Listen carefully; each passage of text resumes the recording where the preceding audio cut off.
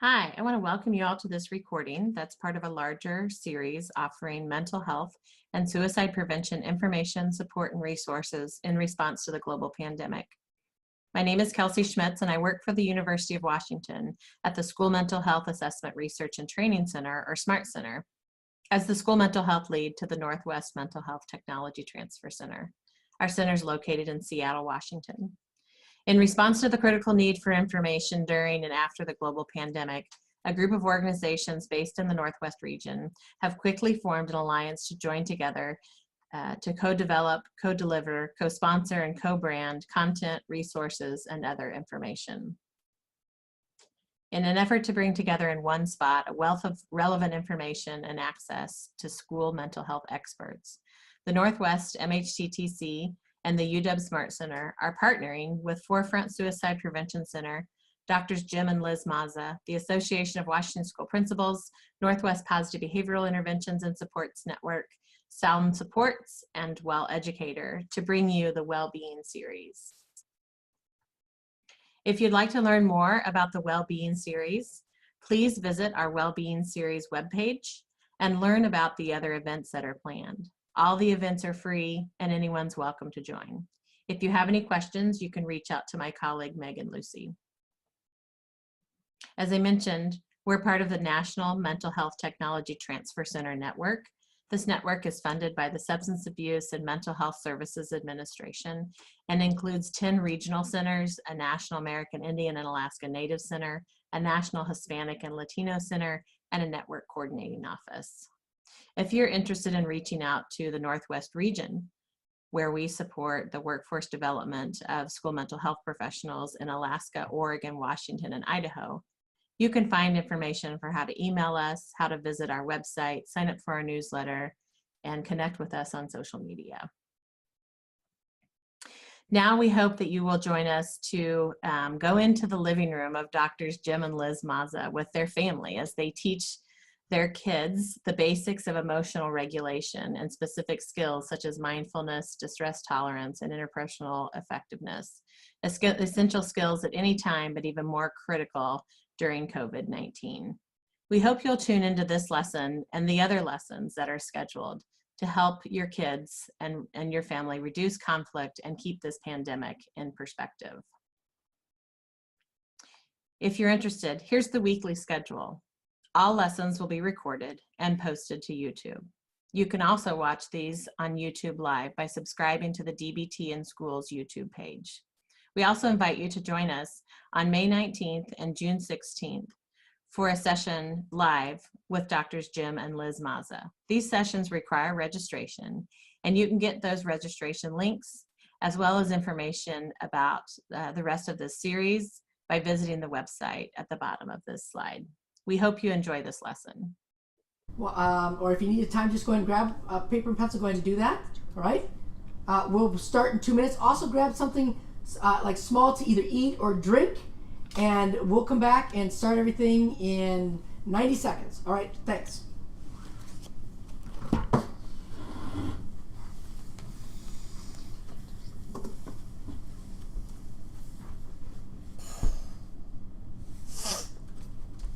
You guys have your clipboards. Grace, this is yours.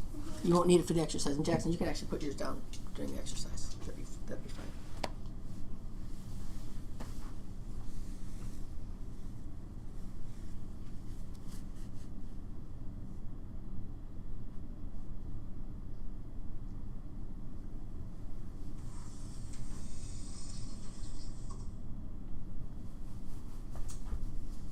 All right, hopefully we've got most people joining us back again. Paper and pencil would be helpful, and then something small to eat and don't eat it yet, or something to drink and don't drink it yet, okay? And so welcome to our sixth episode here of Student Skills for Surviving and Thriving during COVID-19 and beyond, all right? And so as we do first with almost all of our lessons that we teach, we're gonna do mindfulness, and before we do that, I'm gonna introduce my crew here, all right? We'll start with you, Jackson. My name is Jackson. I'm 13 and I'm in 7th grade. My name is Grace. I'm 8 and I'm in 2nd grade. My name is Ashton. I'm 12 and I'm in 6th grade. And congratulations, you had a birthday yesterday, so nice that you're now 12. All right, good work. All right, So what we're going to do is an observe and describe exercise, okay? And we're first going to observe. So whatever you have in your hand, a drink or a small piece of food, let's go ahead and do that. And here's what I'm going to tell you. Don't eat it yet, all right? So we have here two things that were in our house here. So I have a slice of an orange, and I have a frosted mini wheat here, all right? And so we're going to take our choice of what we want. You want the mini wheat, you're having the orange. I'll take the orange slice, and Grace, you're doing the mini wheat, all right? Yeah. That's right, take that. Let's get into our mindfulness position. And before you do anything with it, thank you, Jackson. Keep in mind that we often use our sight to take in information, right? And to observe things. Well, today we're going to actually use all of our senses. We're not only going to use our sight, we're going to use our smell. That's right. We're going to use our taste. We're going to use our hearing too, because some things might crunch, right? We're going to use our taste. Great, Grace. And we might use our feel as well, right? And so we have all of our senses to give us information, all right?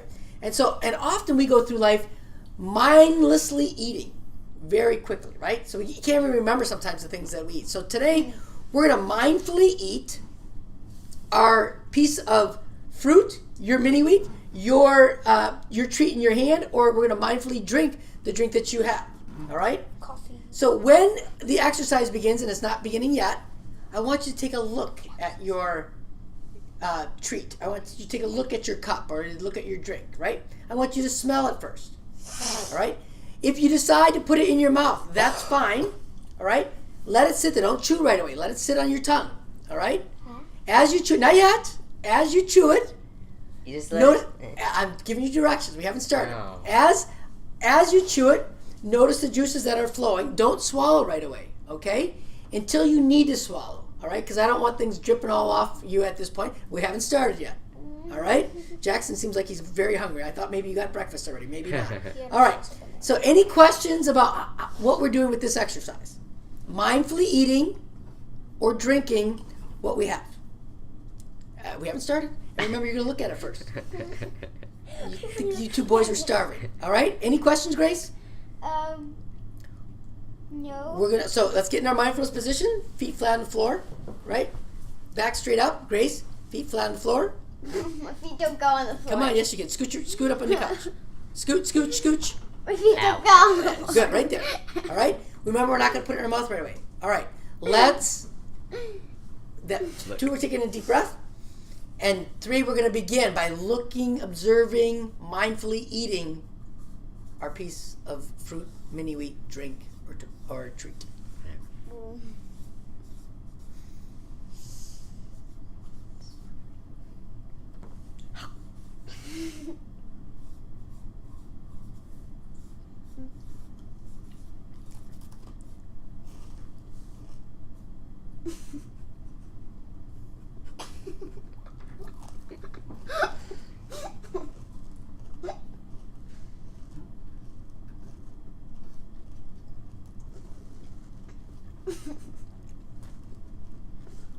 Very loud.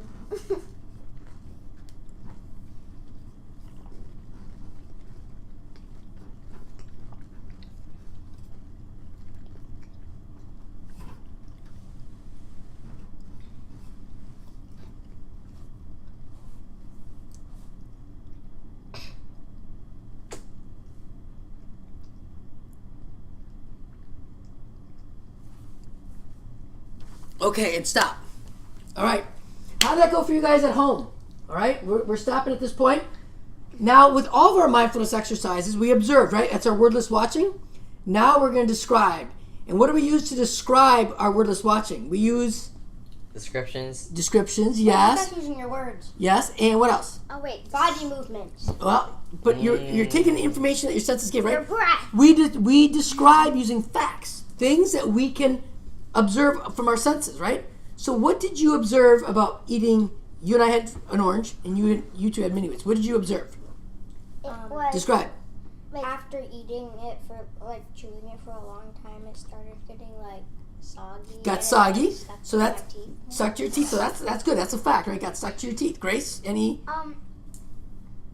When it was in my mouth and I actually finally did it, it became like little hard strings. Hard strings? Yeah, because you had mini wheats. Yeah. Did like- either one of you notice before you ate it about the two different sides? Yeah, they were so different. Well, so describe that. Because one side was basically just white, and then the other side was brown. And the white side, it was what's called what? Frosted. Frosted, right. So that was the sweet side, the other side not. Could you tell that on your tongue? Yup. All right. And then, Jackson, what did you notice about your orange? What did you Easy to describe? chew. Easy to chew. Did you notice anything before you put it in your mouth? I knew it was a crescent shape. Crescent shape. Was there a seed in your orange? Nope. Did you notice that before you put it in your mouth? Nope. Nope. So you were just. I probably would have. You probably would have, right. So there wasn't one in mine, and I noticed that there wasn't one there either. All right? Any other things that you observed when you were chewing? What did you observe? Well, something when I smelled No, it. this direction. Oh. Come here. Yep. When you smelled it, what? When I smelled it, it didn't smell frosted at all. It didn't smell frosted. It Yeah, smelled really weird. It smelled weird? Bland. Can you describe what weird is? No. Yes. It's snow. I can't. If you smell that, it's so hard. So Yeah, it's just it's it's really hard it's a to smell that's odd, right? Was it like were you salivating because of the smell? You're like, what is that smell? It smelled pretty bad. All right. Bad's a judgment. All right. Jackson, anything about chewing on the orange? No. Did you have any problem keeping the orange juice or the juices from the orange in your mouth? Yes. Or did it swallow right away? Nope. Nope. I noticed that I couldn't keep the juice from the orange in my mouth. It just kind of like naturally went down. I was like, wow. I didn't think That's what I was happens trying to me when swallow. I eat, All right. When I eat oranges. So why do we practice mindfulness exercises? Because it's good for us. Yes, but why? Good's a judgment. Why are we doing that? Because It's the main point of our series, mindfulness. And so why? Correct. It is one of the main. Wise Wait. Well, it does help us get into wise mind and It helps us make things better. make things better, mean more effective. In what way? You notice what you're doing and then think of the consequences. Beautiful. You notice what you're doing. We're putting our mind where we want it to be, not our mind putting us in a place where we don't want it to be. Right? That good? Mm-hmm. All right. Hopefully that exercise for you went well at home as well. And again, it doesn't have to be any type of treat or anything else. Use some of the things that you already have at home. The other thing that's interesting about mindfully eating is you actually eat less of the food and you enjoy it more. I can tell you for sure, Ashton and Jackson never take that long to eat a single mini wheat or a single slice of orange. It usually goes down very quickly. So that was probably you had to notice that. Yeah. I eat the not frosted half of the mini wheat first, and then I take just the frosted part and take it in my mouth. Yes, but you don't take 2 minutes to eat one piece of frosted mini wheats. You're usually done with half the bowl by then. So, all right, maybe. All right. With that, I'm going to turn it over to Liz, who's actually going to teach the police skills today. Good morning, friends. Good morning, guys. I'm Liz Dexter Mazza, the other part of this Mazza crew here that is with all of you. And so we are going to teach this morning. I know I sent out a little Facebook post this morning that said we were going to teach on mindfulness today, but as things seem to ever be changing during COVID-19 day to day, so is the topic of what we're going to teach today. Instead, we're going to teach one of our emotion regulation skills called the please skills today, and then we're going to teach come back to mindfulness next Tuesday in our next lesson. And at the end of today's class, hopefully you'll stick with us. We're going to make an announcement about how we're going to switch things up a little bit starting next week that I think we're all going to be pretty excited about, and will actually increase your ability and other people's ability to join us on these Tuesday and Thursday mornings. So to start this morning, I want to do a little bit of a recap for those of you who were with us, or even if you weren't with us on Tuesday with what we're teaching today. So we're going to go back. If anybody was here on Tuesday, we taught about, do you guys remember what we taught on Tuesday? Can you remember? Emotions. Do you remember what Regulation. it was? We were on emotion regulation, and we talked about what about an emotion? The different parts of an emotion. That's right, all the different parts of an emotion. Exactly. We taught the model of emotions. Why do we have emotions? And why we have emotions. Exactly. What do you remember the reasons why we have emotions? What do they do for us? They give us information. They give us information, so they communicate information to us. Wait, what'd you say, Ashton? Grace is on top. Grace is on top of it today. Okay, well, that's one of the 3 things that emotions do. What are the other 2 things emotions do? They make us feel. Right, we feel them, right? So that's one thing. They give us information. they give information to other people, right? Remember we talked about that scene from Inside Out when Riley was really sad and that communicated to other people? They needed to. And then they kind of moved in and helped responded to her and gave her some support and love, right? So it communicates information to ourselves. It communicates information to other people. And Jackson, can you remember the third thing it does? It gives us facts. It doesn't give us facts, right? Right. When you are scared, or what do you? Oh, it does something to our actions. That's right. Phobias. That's right. It motivates us into action. So when you're angry, what's your action that you get angry? What does it tend to get you to Stomp. do? To stomp, right? To maybe attack the ground or yell at somebody. Yeah. Or if you want something and somebody says no, you can't have it, like it motivates you and to start figuring out how to problem solve to get the thing you want. Right, so that's why we have emotions and we can't get rid of them, right? Because they provide us with information, they help communicate information to other people, and they motivate us into action. That was a great job. Great remembering from the other day, guys. And so we talked about that, and then we also talked about the model of emotions. And so, Jim, if you could switch back to the model of emotions for us really fast. We talked about that these are all the different components of an emotion. We've got, the vulnerability factors, the prompting events, the different thoughts we have that fuel our emotions, what happens inside our body, all the physical sensations we have from like our stomach getting really tight, or our heart racing, or our shoulders getting tense, or our body, just all those things that happen inside of us, or even just like when we get like really light and feeling bouncy because we're excited, that happens too, right? And then there's the behaviors that we do. Right, we have the urge to do a behavior, and then we actually do the behavior, right? So lots of different parts of it. So today, we're going to hone in on just one of those parts, and we're going to talk about the vulnerability factors that impact our emotions. All right, so that's what we're going to focus on today, and we're going to talk about and start with what we call our please skills. So these are skills that we can use to help reduce our vulnerability to emotions. What's another word for vulnerability? High emotion. Well, it's when the more vulnerable you are, the more emotion. Sensitive. Sensitive, right. It's like our emotion sensitivity. Like sometimes we're a little bit more sensitive than at other times.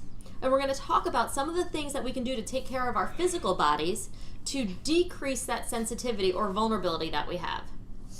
All right? Does that make sense? Okay. So you guys each have a copy of the handout 20.2, that we're going to go through, and you have a couple different handouts on there as well. For all of you at home, we're going to walk through these with you so you can write them down, and we'll bounce back and forth again with our PowerPoint slide where we're going to put our comments in on there and coming through. But I want you to be thinking about these, and I want you writing them down at home also so you have these. All right, so here's the first thing I want to talk about. Vulnerability factors, right? So we know that there are things that make us more sensitive. Can you think of an example of when maybe something happened to you and you just seemed more sensitive or more emotionally reactive than you typically are? Chipping my tooth.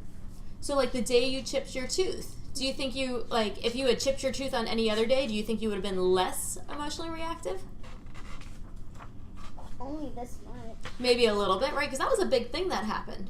But that may be something. Yeah, also because it was at a party, so. Mm-hmm. Do you think about I'm thinking of like some of the times when we have like been out doing something and then it's time to go. And it's time to go, or I can think of a time like we were at the mall once and we were waiting for our table to be ready at a restaurant, and it was like an hour and a half wait because we were like going to one of our favorite restaurants, and we were really hungry, and there was a store you wanted to go to, and we didn't have time to go there. But it was an hour and a half late. I know. No, but because we chose to do other things. So put your board down a little so make sure everybody can hear you. Do you remember that time? Nope. No? Remember we were at the mall, and there was like the Microsoft store and the Apple store? Oh, yeah, that. Right? And what happened to your emotions that day? Super high. They got super, super high. And do you normally get super, super high emotions when we run out of time and you can't go to a store or do something you want to do? No. Not really. Wait. Like where you're like stomping and yelling and like trying to get to the store. Or, never mind. Yeah, so that sometimes happens. Can you think of an example at home where like maybe sometimes your emotions are bigger than you expected them to be, or somebody in your family has emotions that are bigger than you expect it to be, and you're like, huh, they're really irritable today, or they're really just off today, like, or why are they yelling at me when I do this all the time? Does that happen in our house sometimes?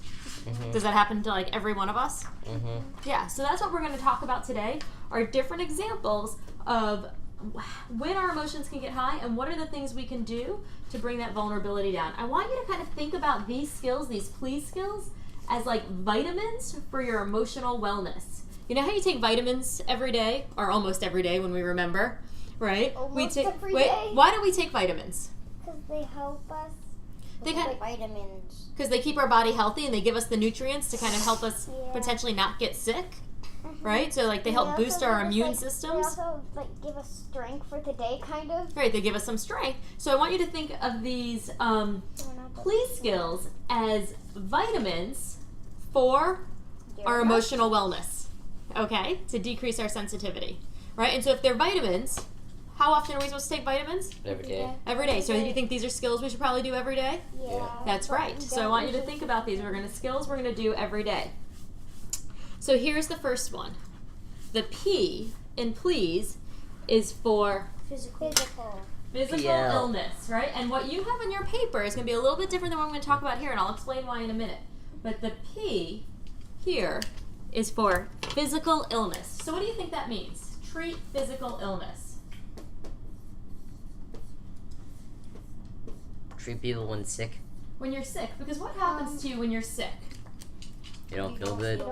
You don't feel good, right? I don't feel too good. You don't feel good. And do you think you are able to manage your emotions as effectively No. when you're no, sick? No. No, what happens to your emotions when you're sick sometimes? They get higher They go because, super like, down. you know, like, Talk louder so they can hear you. I can't, like, do all this stuff, and then it's just, like, you're, like, kind of annoyed or mad that you can't do Mm-hmm. some of these things, and then it just gets worse by, like, Right, like you maybe don't have like the physical body strength to regulate those emotions, so they just get more intense faster, right? Or those urges go up. Like sometimes you like snap at somebody a little bit more often than you typically would, right? Do you notice that at home? Do you ever feel like when you're sick, either you have a cold or a virus, that you just don't have as much of the emotional strength to manage everything that's going on around you? Do you ever see that? Yeah. Mm-hmm. Yeah. Like thinking about now, like with people, maybe some folks with COVID-19, if they're sick, they don't have the physical and emotional strength to manage everything, right? So that's kind of going up and down a little bit. Okay. So that's what. Yes. So someone from our audience talked about the fact that their emotions are stronger when they're hangry or sleepy. And so yeah, that's one of our topics. Absolutely. We're going to get to those very soon because that is so common for folks. Thanks for sending things into us, Yeah. everyone. Yep, we'll talk about that one too, Grace. So that's really big. So when you are sick, this is why we say a lot of times it's important that you take care of your body. Have you ever like felt down during the week and you know there's like a big game coming up on Saturday or maybe a birthday party for a friend coming up and you really want to go? And you push yourself, even though you weren't feeling well, you push yourself to go? Does it always work out so great? No. Like, you feel good for, like, that one time, and then, like, when you get back, you just feel a lot worse. You might feel a lot worse. Or maybe like when not everybody's playing or doing the thing you want to do you maybe sometimes have a bigger emotional reaction than you would typically? Maybe you're more go with the flow usually. Especially since we're... When you're not feeling well, when you just don't have that full energy. Stop. Let's not tap because I don't want everybody to hear you tapping. Thank you. Notice the urge and just change that. Awesome. So that can sometimes help, right? Is that knowing when you really want to do something and you're not fully well, that can make things harder. You know, that's sometimes like we always have to find a balance when we're not feeling well. Do we go to school or do we stay home? Do we go to work or do we stay home? Right? And that's something that we have to balance a lot. All right, so here's the next one we're going to talk about, which you guys don't have on your papers. And for any of you who are familiar with the DBT and DBT say skills, you'll probably know that the L in the please skills often gets combined with physical illness. And here's the thing, we have changed that up a little because we have learned that there's one thing that starts with an L that can really impact our emotion vulnerability. Any thoughts on what that might be? Screen time. That's right. We want to limit screen time. Absolutely. Why do you think we want to limit screen time to decrease our emotion vulnerability? Because it makes you like upset when you can't play it. So when you can't play it, When you have to get off, either it's firing your brain while you're playing, or when you have to get off, you just get really mad and say, "No, I'm gonna stay." right? So there's that impact of when you get off, like being on it for too long can make you more irritable. Why do you think that is? I know you guys have seen the movie Screenager's Next Chapter. Can you remember why from that film, when we learned about the brain, why because, that happens? They were made to like make you addicted. So the because games are made to make you addictive. Yeah. And when one of the people got a phone, she like got addicted to it, cause she had a flip phone before, and then she actually got an iPhone, and so she was really happy, and then she got really sad because she was on it for too long. Yep, so that's another piece. Kind of when she's And on her like- phone for a long time, that makes us sad. All right, Jackson, do you remember what happens to our brains when we're on screens?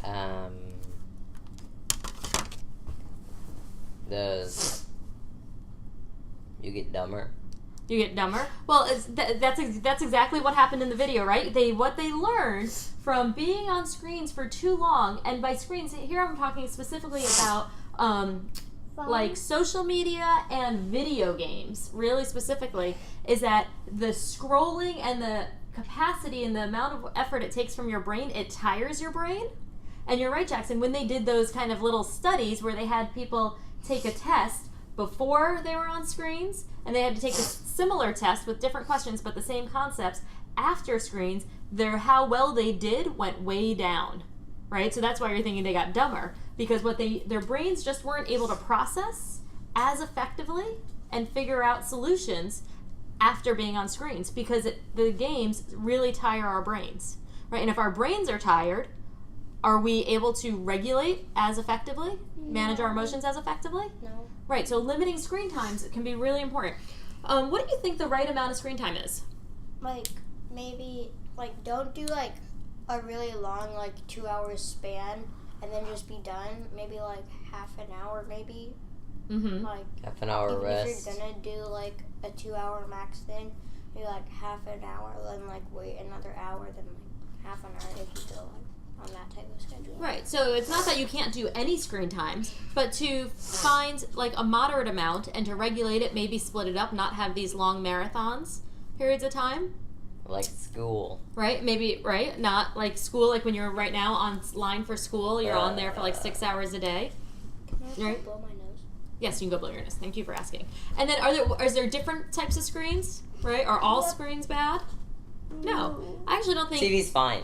Right. Well, it's in moderation again, right? So TV is fine, like maybe watching a movie or a show. But if you binge watch shows for like 6 hours, is that probably too much? No. But Yeah, maybe yeah, if you, probably, yeah. maybe if you watch 1, 2, or 3 episodes, maybe that's time. But maybe not if you started watching about 11 o'clock at night, right? So we Oh, yeah, want that's to not good. limit our screen time, especially when we know for ourselves how that impacts our own emotional wellness.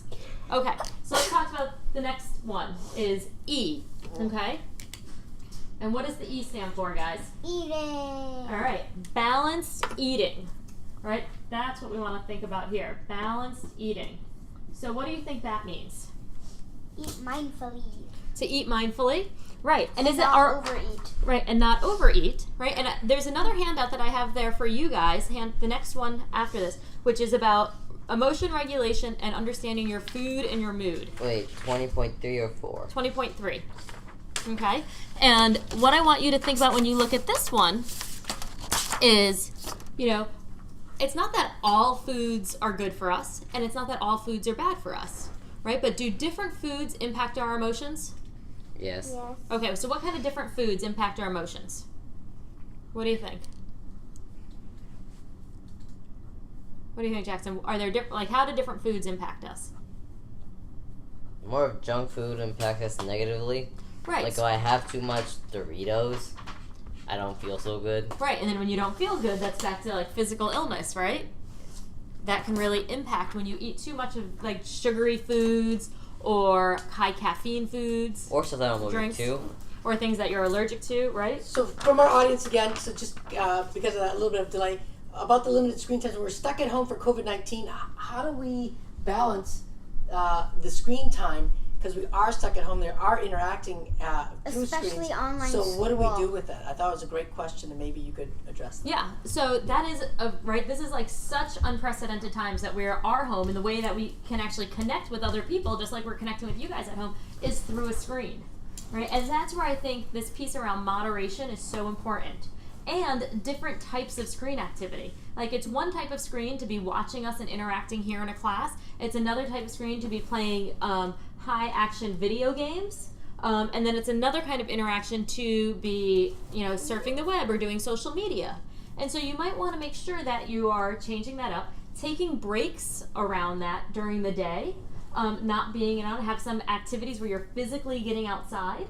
Right? So that, I think, is a really important conversation for families to have, because also families have different values and different limits and expectations about what they can do. How do we balance out how much screen time we're going to have with how much outdoor physical activity we're going to have?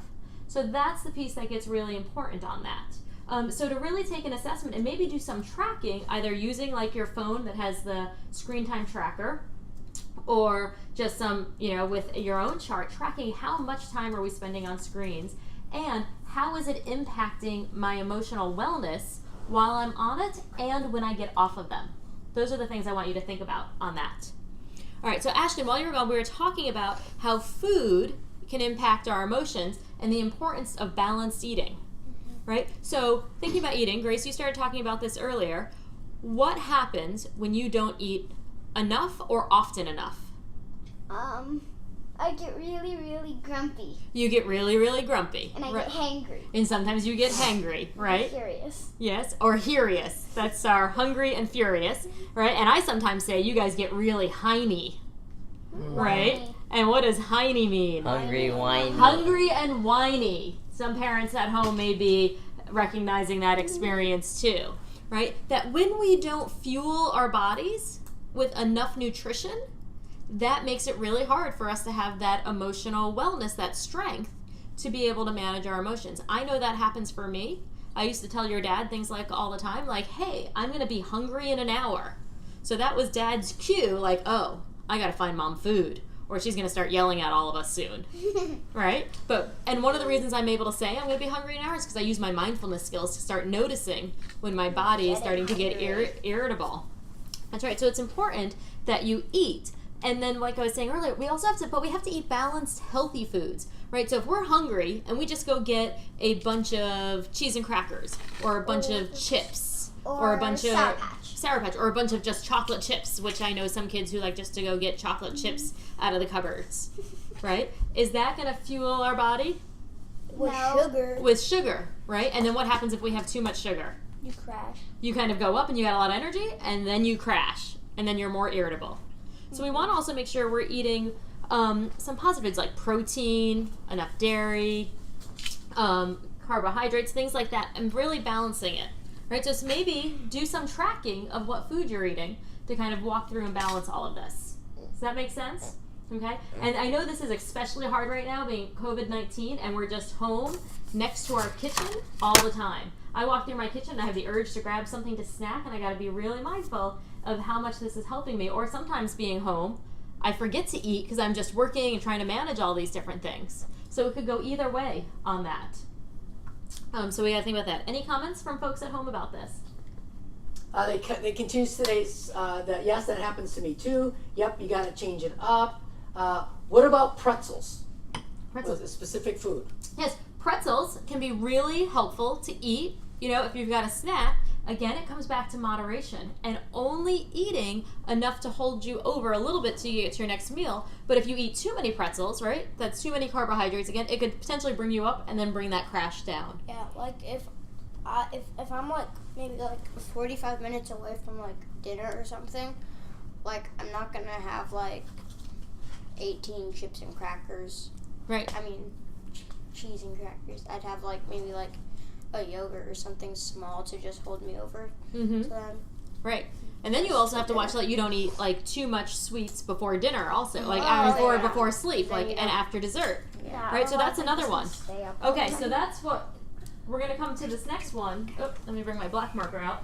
Is an A. Somebody tell me what the A stands for. Avoiding mood altering drugs. Avoid mood altering drugs. And this can have lots of different things. And so, you know, another way I like to think about this that one of our parent viewers made up in a poster for us is kind of the idea of avoiding overindulgence. What does overindulgence mean, Jackson? Having too much of one thing. Having too much of one thing, right? We're always talking about finding a balance and middle path and moderation, right? So avoiding mood altering drugs and overindulgence.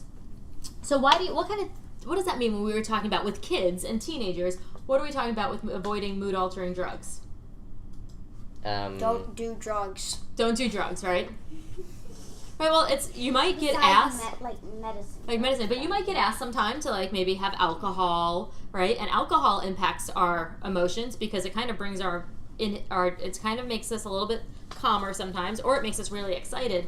And the big thing, what it does is it's like decreases our ability to regulate as effectively. So we may have quicker and faster big emotional reactions after alcohol. So this is the same for adults and parents and kids, anybody, right? So we have to just be aware of how alcohol might impact us. Now, I hope that's not something you guys aren't thinking about yet. Nope. Is that why there's sometimes brawls at bars? Yes.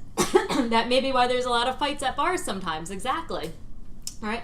But here, what are some other kind of mood-altering drugs or substances that you might have access to, that you might use? Video Pot. games. What? Pot. Pot is something, right? Tylenol. Where we live in Seattle, so that's something you might get offered. Video I was actually games. thinking of caffeine. Do you think of caffeine as a mood-altering drug? I wouldn't think of it as a drug, but But it's a mood-altering substance, right? I don't really Yeah, think it's so is mood-altering. video games. I just So is video don't games. think it lets you grow.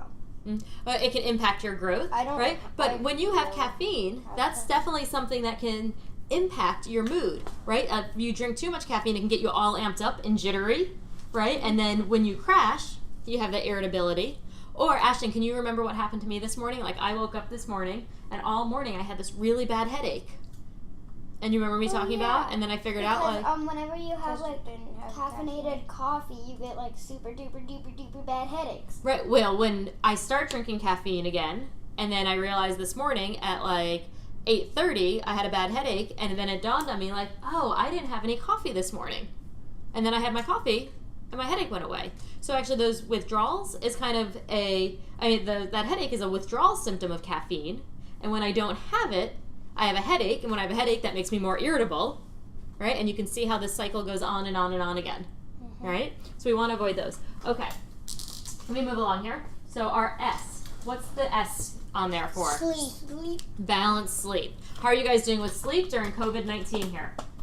Not the best. Not the best? Why not? Well, we're Like, staying I up have late every night. Like, we stay up late, watch Right. TV. We're staying up late because we're doing a new thing where we are trying to watch a TV like show together, which we've never done. We're like binge watching TV shows every day. that was the first couple of days, Grace. Mhm. We binge No. watched 3 seasons. Yeah, we did. We didn't do it in 3 days. We did it over a week, right? But that's a good example, right? Of then how much more tired it made us the next day and irritable the next day, right? Or watching TV shows. So we've got to get balanced sleep, which means maintaining, not getting too little sleep, but also not getting too much. Right, Jackson, are there some days now that you're becoming a teenager, and Ashton, you're getting there also, where you want to sleep really, really late? Yeah. I stay up really, really late. You stay up late, you kind of maybe sometimes try to sneak reading, and then you stay up late, and then what happens to you in the morning when you don't get enough sleep? I want to stay in bed. You want to stay in bed, He never gets up. and then we try to get you up and do things? Well, Ashton, that's because you always pounce on me. Right. So Jackson, listen here. So when you you go to bed really late, and we try to get you up in the morning, we want to do anything, how's your mood? Right. And are you like, let's go do this, and what do you say? No. Eh. No, I don't want to do this. No, I don't want to do that. I'm not interested. You leave me alone, right? And so you can get more irritable. I don't do that. Yeah, Yes, you sometimes you do. do. Right? What about you guys at home? Do you notice, especially during COVID-19, that maybe you're staying up later, sleeping later in the morning, and that maybe it's impacting some of your emotions? Do you have that?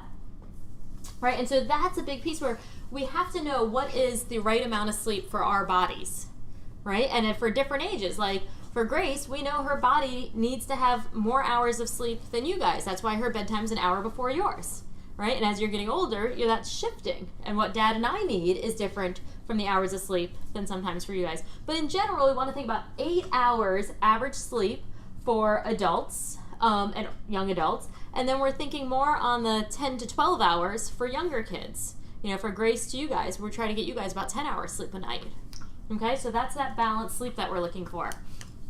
All right, and then we have the last one, which is the E. What's the last E? Emotions. Yep. Exercise. Exercise. Oh, I thought it'd be emotions. Mm-hmm. Well, these are all things to help decrease our sensitivity to emotions. So balanced exercise, what does that mean? Don't Like, exercise make too much, sure- but you gotta exercise. Make sure you're getting out every day to just get some like physical activity and movement, not just like staying inside. Yep, going outside, playing basketball, getting outside every day. That's exactly right. Ashton, would you be open to telling us about what the 15 minutes right before we started live stream were like today for you this morning? I really just wanted to not do it. You didn't want to do anything. You were just kind of sitting here like a lump, and you didn't you're irritable. And what did we make you go do? Play basketball. Play for go- 5 minutes? Just to get outside and get your body physically active at least for 5 minutes, because we know when your body's more physically active, it helps to bring down your irritability and your emotion dysregulation, right? Right? Does that happen for other people at home? Like when you're not active, that impacts your emotion vulnerability and sensitivity? So that's why it's really important that, especially now during COVID-19, when you're at home, that you're still moving your body for at least 20 to 30 minutes every day. And if you're someplace where you can go outside into a neighborhood and not be around other people, maybe wearing a mask, then just try to go do that. Going for a walk for 20 to 30 minutes every day, or just going around your block. And for some of us, I know we actually can't leave our houses because maybe we live in apartments or in cities. And I want you to figure out how you can do some physical activity at home still every day. Maybe get on YouTube and look up some exercise videos, or I know there's like soccer drills that you can do or workouts. So trying to do some of that every day, even if it's in your own home, we can still keep getting our physical activity. We don't always have to leave our house to be physically active. So what are some of the kind of things you guys have been doing? You've been getting physical activity assignments from school, and we've been doing things every day. What are some of the things you're doing to stay physically active every day? Basketball. Workouts. Basketball. Basketball and School cornhole. workouts. So you're doing like video workouts for school on that. What'd you say, Grace? Basketball and cornhole. Basketball. We're playing cornhole a little bit in our backyard. We're going for walks. We're doing workout videos online, right, in our basement I don't know. when we can. Maybe not you two. We are. You're doing dance classes. Some. What are people at home doing? Do you have any ideas of what you're doing to get some physical activity every day? Leave it in the comments below. Or do we have any other comments, Jim? Yeah, so a couple of comments. A couple people agreed that screen time is really hard. It alters the mood. We had one person say that my kid screams at the games that they're playing. That sound familiar? Yes. And hopping up and down. Okay. And so would that be associated with mood? And then would coding on Scratch alter your mood? No. Yeah. Ask It you. You de- guys do Scratch. It depends Exactly. if you're. It always depends if you're like making a game, Or if you're playing. or if you're playing like one of those like really good games. Like if you're like making a game, Like, it's like I don't think it'd be that bad because like you're making it, and it's like it actually takes like a lot of thought process. Like does it move like this many sprites forward, or if you're playing like Geometry Dash or like Turricane, like one of those really high tech games that like are really hard to make. That's like really intense, and there's like a lot of things going on. Like if you play that for too long, it'll like it's not good for you. But if you're like making something, it's like as long as you're not trying to make like the same thing for like an hour, it's like okay. I love that. Like that you're thinking about it, that this idea of it depends. This is where I really want to talk about how moderation becomes so important. I always think about to when I was in high school and one of my teachers wrote in my high school yearbook, moderation is the key to life, right? And that's so important because I think that's one of the foundations of DBT and DBT Steps A is that it's not about totally cutting things out and being all or nothing. It's about finding that middle path and finding moderation. That's why we talk about limiting screen time, not doing no screen time, having balanced eating, balanced sleep, and balanced exercise, because it's about how much. So scratch for 20-30 minutes at a time, I don't think that's too much, unless you know that is too much for you personally. Maybe you do it for a little bit longer, but not doing it for 6 to 8 hours straight. Yes, Jim? So one of our viewers put in a question here. These seem like all great ideas, except physical illness. Why is that on here? Right? Because how many of you have a tendency to not take care of yourself when you're sick? That you keep pushing yourself, right? Or, sometimes I know for me as a parent, when I have to work and I'm sick, like I can't not go to work, especially for me where I'm seeing patients and I only see them 1 or 2 days a week. I can't change my whole schedule and always push myself.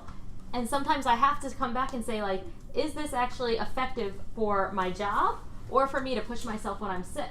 Or sometimes when you guys aren't feeling well, like maybe you've got a little bit of the sniffles or just kind of a cough that's been lingering, or you're tired, and I say you have to go to school anyway, right? Because I have to work, but then that actually can make things worse for you, right? So I think it's important for us to come back and really talk about with ourselves and our families about how do we pay attention, that recognize that when we are physically sick, that we have to take care of ourselves. Like I think your dad, like Jim, is really good that he knows that when I'm not feeling well, he's the one who forces me to go to sleep, right? Or go take a rest. So I can attend to my physical illness because he knows when I don't feel well, my emotions are more sensitive and I'm more irritable to everybody around the house, right? So I think that's why we want to also attend to physical illness. These are all things about our behaviors that we can do to change how sensitive we are to our emotions. Hopefully that clarifies it for you. And I think we had another person say,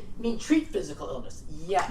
Right? That's what we're trying to do. Treat physical illness. And then, so that you're not vulnerable to it. Maybe eating healthy so you're not vulnerable. If you are sick, that you take care of yourself. Right? Yeah, so it's treat physical illness, limit your screen time, have balanced eating, avoiding mood-altering drugs, have balanced sleep, and have balanced eating. So there's little words in there, but I think that we can put as the precursor to all of these. But what I want you to remember are these please skills to take care of your body, manage your behaviors, to decrease your vulnerability to emotions.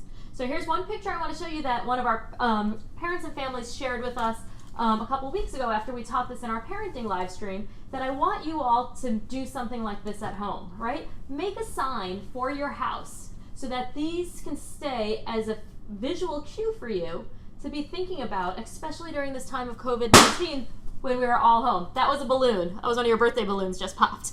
Sorry about that. And so to make one of these signs at home for you, okay, so that you guys can have this as a cue to be thinking about every day, because I think as we're getting into the monotony of COVID-19, we might start forgetting about these. So let me give you a couple take-home points for today. Here's what we want you to do. Is 1, practice mindfully eating something at a meal with your family today or in the next couple of days. Maybe just the first 3 bites, everybody just mindfully focuses on eating their food, noticing the taste, the texture, versus just sitting down and eating it all like this really fast. You ever go and get like a bag of M&Ms and you're like, oh, I want to have an M&M, and you just eat them all right away, and then you think afterwards like, oh, I didn't even enjoy those because I ate them so fast. So mindfully eat the first 3 bites of your meal tonight. Then remember that the please skills are like vitamins for our emotional wellness. And we want to be taking care of our emotional wellness always, and especially during this time of COVID-19. So practice reviewing what you will do for each please skill with your family. And then make a poster for your house. And then send us a picture of your poster because we want to see it and we want to be able to share it so other people can see what you're doing in your home. And then an exciting announcement that we have, that starting next Tuesday, because of the great feedback we've been getting from all of you and from some of our other folks who are watching our parenting live stream on Instagram, is that we are going to move our live stream starting next Tuesday morning to YouTube Live. That way, folks who don't have a Facebook account can be watching us and joining us in there. And we will be able to still have comments just like we do on Facebook. We're going to be using the YouTube Live platform. So we'll be sending out announcements for that over the next few days so that you can find us there. So just remember that. If you need to take a screenshot of our take-home points, we'll leave that up for a couple moments here so you can take that, and then we'll put it back up at the end. But we'll send out announcements. We are so thankful that you joined us again today. We hope these please skills help to decrease your emotional sensitivity and help you increase your emotional wellness over this next weekend. Have a great weekend, and we will see you back on Tuesday morning at 10 a.m. Pacific time on YouTube Live, and our YouTube Live channel is DBT in Schools. Thanks, everybody. Have a great weekend. Say goodbye, guys. Thanks, everyone. Bye. Thank you. Thanks. Make sure to hit that like button. And then hit. Actually, stop streaming up there.